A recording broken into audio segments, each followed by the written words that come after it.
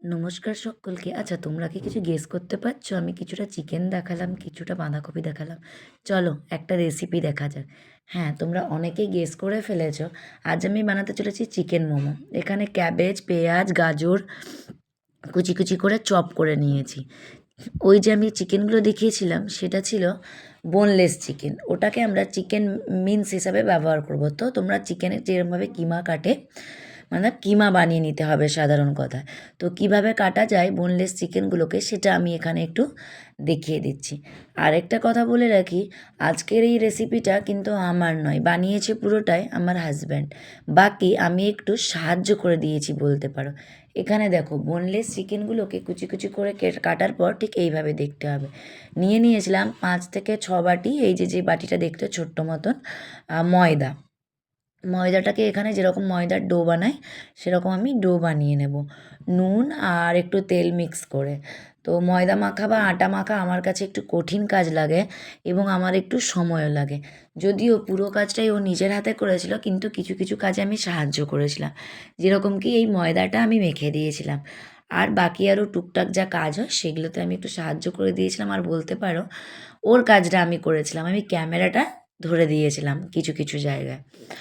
তো যেহেতু প্রতিদিন আমরা রুটি তরকারি খাই, তো রুটি তরকারি আর ভালো লাগছিল না। আর এই মোমো বলো চাইনিজ বলো, ও বানাতে কিন্তু খুব ভালো পারে। তো চলো এখানে কথা বলতে বলতে ডোটা এইভাবে বানিয়ে আমরা কিছুক্ষণের জন্য ঢাকা দিয়ে দেবো। এখানে যে চিকেন কিমাটা কেটে রেখেছি তার সাথে রসুন কুচি, আদা কুচি, নিয়েছিলাম একটা ডিম, নিয়েছিলাম আমুলের বাটার। বাটার যদি না থাকে তুমি তার জায়গায় রিফাইন্ড অয়েলও ইউজ করতে পারো। নুন আর গোলমরিচ অ্যাড করা হয়েছে। নেব একটু সয়া সস। সবগুলোকে আমি প্রথমে দেখিয়ে দিলাম। এরপর ওই বাঁধাকপি, পেঁয়াজ কুচি, এই গাজর কুচির সাথে চিকেনের কিমাটাকে দিয়ে দিয়েছি আদা রসুনের কুচি, দিয়ে দেব নুন, গোলমরিচ, আর দিয়ে দেব 1 ঢাকনা মতন সয়া সস। যেমন করে আমি মিক্স করছি, দিয়ে দেব বাটার। বাটার দিলে বনটা ভালো হয়, একটা ভালো টেস্টও আসে। সব কিছু দিয়ে একটা ডিম দিয়ে দেবো, দিয়ে সব কিছুকে আর একটু তেলও দিয়ে দেবো, যেহেতু বাটারটা আমি একটু কম নিয়েছিলাম। তো বাটার যদি না থাকে তোমরা সম্পূর্ণটাই একটু তেল ইউজ করতে পারো বা পুরোটাই বাটার ইউজ করতে পারো, এটা তোমাদের উপর। এরপর দেখো এটাকে খুব ভালো করে মাখাতে হবে যাতে সমস্ত জিনিসটা একে অপরের সাথে মিক্স করে যায়। আবারও বলে রাখি এখানে কিন্তু আমি আজকে ক্যামেরাম্যান, বানিয়েছি কিন্তু ও। আর সত্যি কথা বলতে একদম দোকানের মতন মোমোটাও বানাতে পারে। এখানে দেখো মোমোগুলোকে কিভাবে বেলবো এটা একটু আমি তোমাদেরকে খুবই ভালোভাবে দেখিয়ে দিচ্ছি। পাতলা করে বেলতে হবে, যেরকমটা তোমরা ভিডিওতে দেখতে পাচ্ছ। এরপর স্পুনের সাহায্যে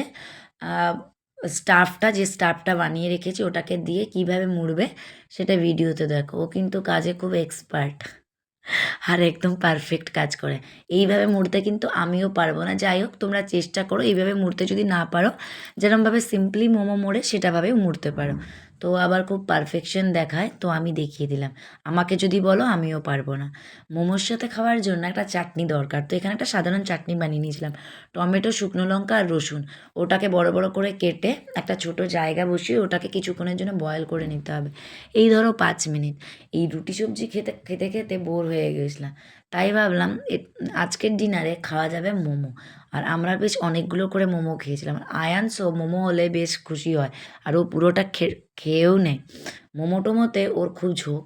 তো এইভাবে দেখো এটাকে কিছুক্ষণ বয়েল করে জলটাকে পুরো শুকিয়ে নেবো, টমেটো, রসুন আর শুকনো লঙ্কা।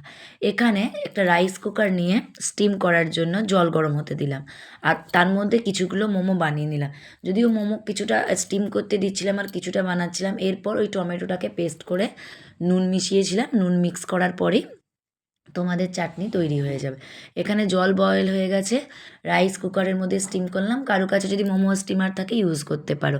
আর অনেকে আবার গামলায় জল দিয়ে ওপরে একটা পাত্র দিয়ে ছিদ্র মতো পাত্র দিয়ে করা যায়। আমি আগে তাই করতাম। তো চলো এখন রাইস কুকার আছে হাতের কাছে, আজ আমি রাইস কুকারেই বানিয়েছি। তোমাদের যেটা সুবিধা সেটাতে করবে। তো এইভাবে 15 to 20 মিনিটস দেখতে হবে। খুলে দেখলাম মোমোগুলো হয়ে এসছে, তো উঠিয়ে নেবো। এরপরে স্টেপ ওয়াইজ আমি বাকি মোমোগুলোও করে নিয়েছিলাম। এখানে একটু সাজিয়ে রাখলাম, এইভাবে মোমোগুলো দেখতে হয়েছিল। সাথে মিয়োনিজ রেখেছিলাম আর রেখেছিলাম টমেটোর চাটনি। খেতে এত দারুণ হয়েছিল। আর ভেঙে দেখাচ্ছি, ভেতরের স্টাফটাও কিন্তু খুব ভালো মতন স্টিম হয়ে গেছিলো আর ফ্লেভারটা দারুণ ছিল। তোমরা থালাটাকে দেখে বুঝতে পারবে কী পরিমাণ মোমো খাওয়া হয়েছে। তো ভালো লাগলে শেয়ার করো, ধন্যবাদ। তোমরা কিভাবে মোমো বানাও অবশ্যই আমাকে জানাবে। ক্রেডিটটা অবশ্যই আমার হাজব্যান্ডের, তো জানিও কেমন হয়েছে।